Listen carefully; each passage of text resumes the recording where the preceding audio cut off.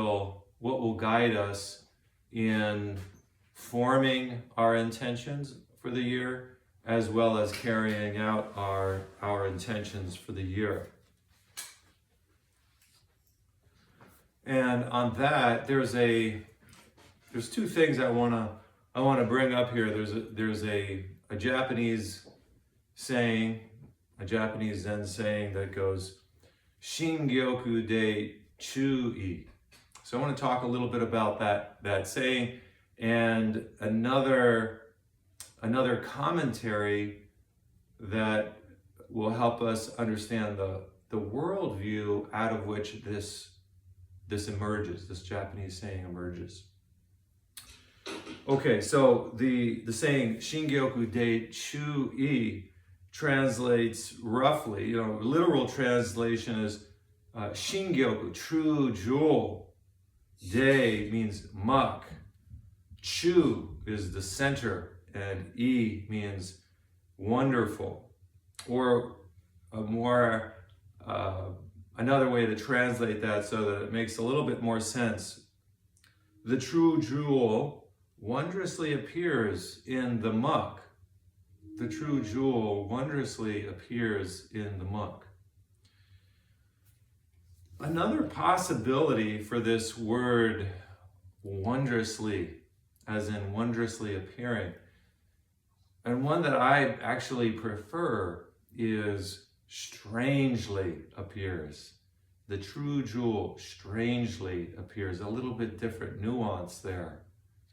Right? What is it? When we get that sense of the strangeness of something, strange, it captures our curiosity. Oh, that's something very strange. I hadn't noticed that before this.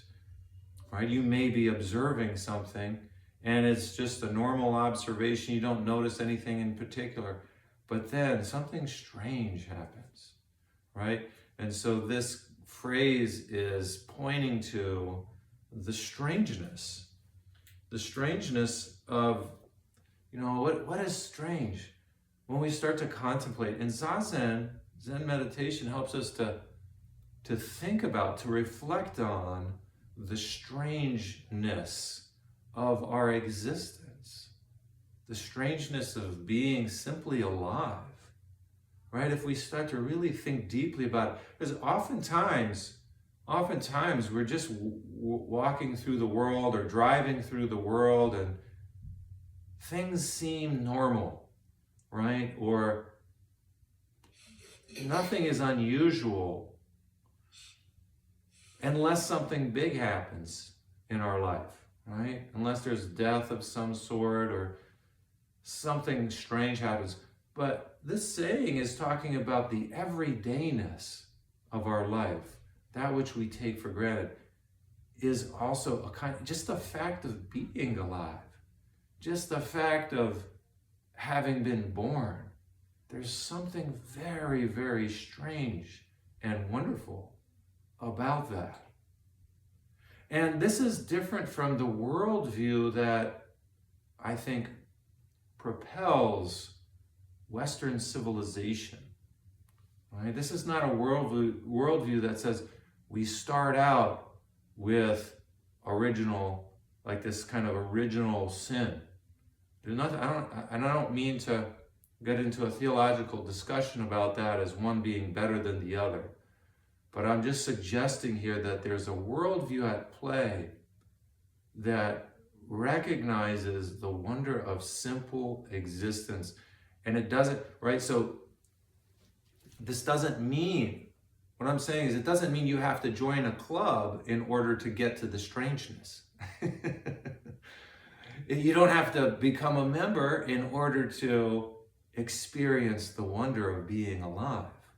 That's our birthright, right? That's a slightly different, actually it's a 180-degree different worldview from the worldview that many of us are embedded in just by virtue of being born in the West. We kind of take it for granted. Not all of us, but even if we're not really religiously inclined, even if we weren't brought up, say, Christian, still we have this sense of, there's something wrong about my life. There's something, and I got to fix it, right? So Buddhism doesn't start out that way. It does say we have some issues to deal with, but it doesn't say we start that way.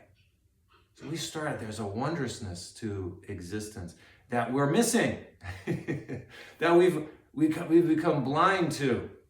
There's something strange about this that we need to pay attention to.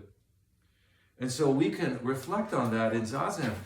Right? Zazen is about opening to that strangeness, that mystery, the strangeness, and the true jewel, the Shin Gyoku, I think are synonyms for each other. The true jewel, the Shin Gyoku, it appears strangely. Right? There's a synonym there, that jewel. The strangeness and the jewel are intermixed with each other, right? And we are simultaneously surrounded by samsara, the muck, the mud, right? That jewel, the strange, is in the middle of the muck. It's in the middle of the suffering of our life. It's in the middle of not getting what we want, not getting our desires fulfilled. That's there too. That's there too, right? In fact, the not getting what we desire is, in some respects, the cause for the this appearance of this strange jewel. But let me clarify that this understanding of this jewel appearing in the center of the muck requires for us, this understanding of this jewel appearing strangely doesn't just, our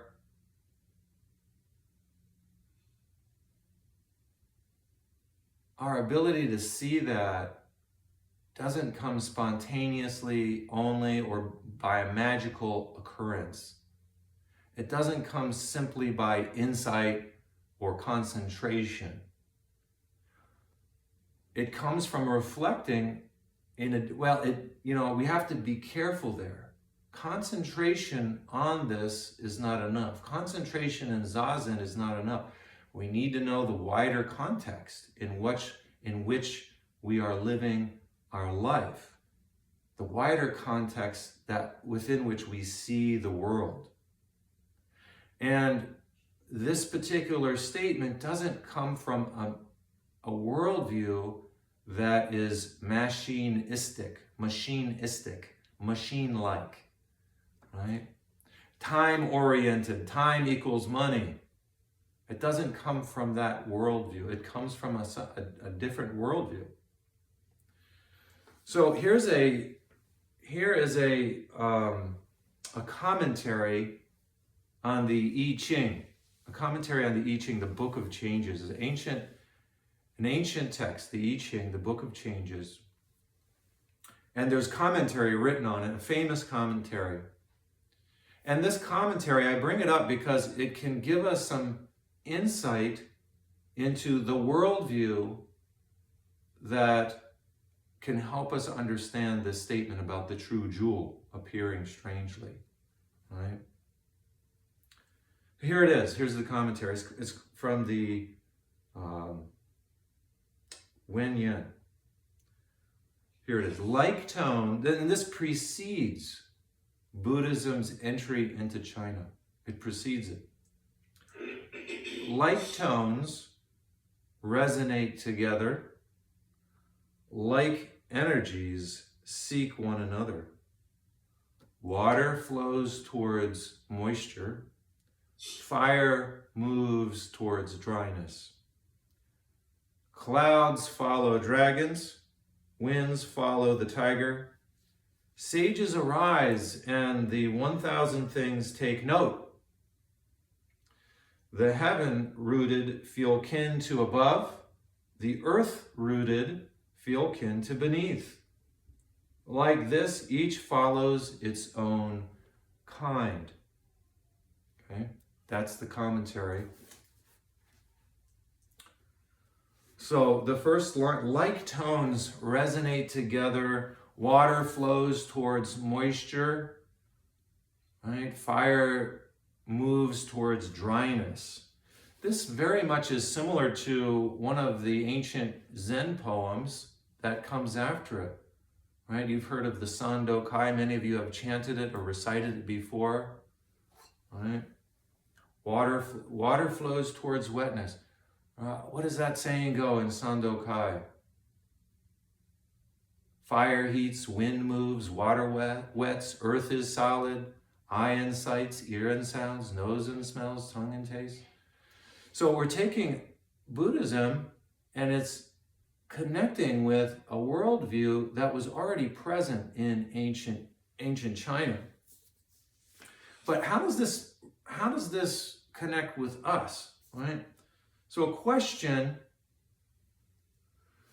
we can ask ourselves to help us connect with this sense of water flowing towards moisture, that we resonate with things that are like us, is to ask the question of ourselves, what are you like? What do you naturally gravitate towards? What do you resonate with? Right? That's the question. What is this? How is this relevant to my life, to your life? But in general, one way to understand this passage is to recognize that we gravitate towards things that are like us. We gravitate towards people that are similar to us in views. We gravitate towards people that share common interests. We move in the same spaces as them. We move in that direction. And it's somewhat unnatural to go otherwise, right? People gravitate to a Zen center because they like peace and quiet. They like the stillness. They like meditation. If you like to sing and dance as part of your spiritual practice, you wouldn't come to the Zen center, as great as that would be too, right? But there's another part of this commentary that reads something like, clouds follow dragons. Clouds follow dragons. So the first part of it is kind of talking about going with the natural flow of things, right? Water goes to moisture. In a flood, if there's water and the ground is dry, the ground doesn't absorb the water. It floods. It floods out into the street and it builds up. But if the ground is already moist and it rains a torrent, the ground is able to better absorb that moisture. Right? So in the same way, we go together with things that have similar characteristics to us. And in some sense, it's natural for us to go with the flow. That's this first half of this. The second half is pointing to something else. It's saying that the clouds follow the dragon. Now, this worldview is very strange for us in the West. What do you mean clouds follow the dragon? I don't have any conception of dragons in my worldview growing up. That's not the worldview I was born into, a worldview that recognized dragons. So what's this dragon? Let's focus in on what does it mean here to talk about clouds following dragons? Well, first of all, let's take this metaphor let's take the dragon as a metaphor, as a symbol for something mysterious, something strange, right? Something strange. And the clouds is a metaphor for the weather, right? The clouds circle. If you see Chinese paintings with dragons or Japanese sumie paintings with dragons in it, the dragon is always surrounded by clouds, right? And so the clouds is this, one way to think about it. If you think about the weather or the climate that we're experiencing, the weather that we're in, there's something strange. None of us can say, we can't push a button and control the weather. None of us have that kind of control individually. So the weather moves in a mysterious sort of way. And that mysteriousness is The image that comes to the Chinese frame of mind, I don't mean to put this image, maybe this isn't the proper way to think of this from a Chinese perspective, but I'm just using my own understanding of this. The image that comes to mind could be that of a dragon, right? There's a strangeness happening. Is something beyond our control at play with the weather. And in a similar way, there's something beyond our control when it comes to the circumstances of our life. We want to tamp down on things and make everything organized and uniform and work hum along, right? And yet, there is this mysterious thing happening at the center. Interestingly, Dogen, Zen master Dogen, conjures up this image of the dragon for us when he refers to Zazen. He says, do not doubt the true dragon. Do not doubt the true dragon. Zazen itself, he says, there's this dragon, right? Instead of saying, well, there's a mystery, there's a strangeness, we have an image of a dragon. These images can be very, very powerful, right? We don't have to rationally think, oh, dragon means X, Y, and Z. Dragon. What does a dragon do? You don't know which way it's going. You don't know if it's going to breathe fire. You don't know where it's going to land. Right? There's something uncontrollable about it. That's at the center of our practice. That's at the center of our life. That's Zazen even. Zazen is that. If we try to control meditation through breath practice, which is a formidable and good practice, we're not going to recognize the dragon of Zazen, the wildness there, the wondering, the strangeness. Right? If our meditation practice is all about controlling our mind and controlling our thoughts, we've missed the point, I'm sorry to say. If that's what you thought Zazen was about, was to control your thoughts, control your mind, I'm sorry to say that that's not really it. That may be something we experience sometimes. But if we're pointing ourselves at that, we're going to eventually be disappointed because life is way more chaotic. And Zazen is a reflection of that chaos. And I use chaos in a very positive way here. Zazen is it's a mirror of the chaos of our life. So if you got chaos, hey, you're on the right track. You got chaos in your life. Plus for you, can you hold it? That's our practice. Can you embrace it in some way? It's scary. Can you embrace the scariness of this life? Right? We're constantly trying to put that chaos at bay. Right? And that's okay. We can do that. We can do that too. But remember, there's something more. There's something more that we may be missing. And here's another piece of this. The clouds follow the dragon. This word follow, this word that's been translated as follow, there's other possible translations of it. Obey. Serve. Yield. Observe. Any of those are possible. So the Chinese doesn't land on one particular verb. There's many possibilities. The word obey, for example, a lot of people don't like that word in English. It has very negative connotations. But I kind of like it, actually, for Zen practice. Because there's some aspect of our practice where we have to, here we go. We have to obey something that's bigger than ourselves. Something that's more mysterious than we can understand. We have to obey that. I mean, we could trying not to obey, not following, right? Not serving. But that's our practice, is to serve, to follow the dragon, to obey the dragon, right?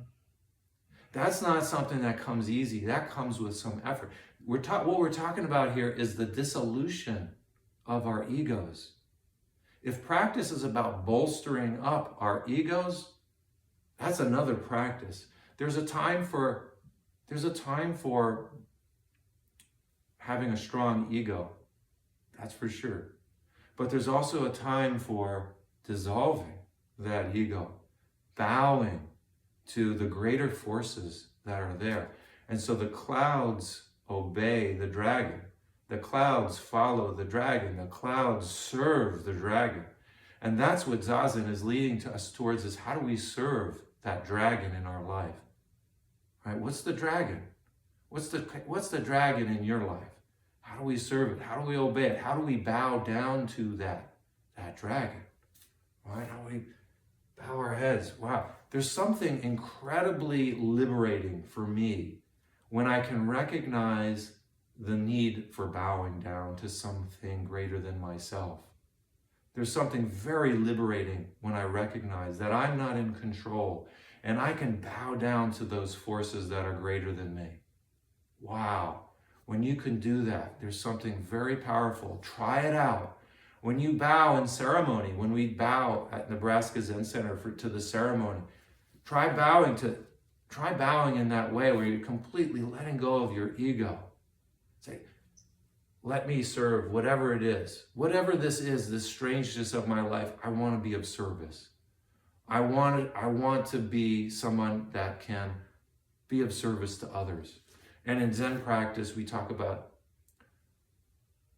ending the suffering of others. What can we do to end the suffering of others? What can we do to end our own suffering, right? All right. So this practice, this idea of serving the dragon, obeying the dragon, following the dragon, requires some bit of effort. Now, if we take this back to the original statement I mentioned, that the true jewel appears wondrously, strangely in the muck, this insight is not going to come without effort. Just as the cloud obeys the dragon, follows the dragon, serves the dragon, that takes some effort. It takes a dissolution of ego to get to that jewel, to get to that true jewel, that Shingyoku. So the question, what is it that guides your life as you consider your intentions for this new year, as this new year lands on us? Right? What is it that guides you?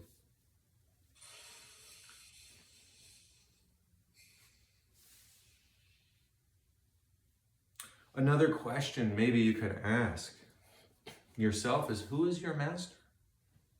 Who is your master? Right? I'm still trying to discover that for myself. I don't know my master. I don't know. But I know that master is there because I didn't give birth to myself. And I don't choose the day that I die. I don't choose to get sick. These things happen. I don't choose to have wonderful experiences with people. They just come. And I have many of them. It's wonderful. Something's bigger happening here. And that's something that's bigger that I can't understand. I can't explain it. That's my master. I don't know who that master is, but it's there. So I'll ask you to consider that as we go into this new year. The true jewel strangely appears in the middle of the muck. Thank you.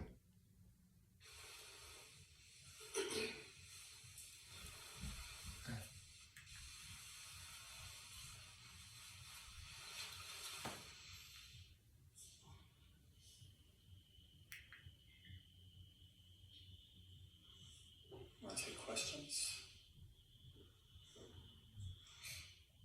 I've got a thought, if you don't mind. Yeah. It occurred at the very start when we started talking about strangeness, because it got me back to my college days when I was learning German way back when, and their word for foreign languages is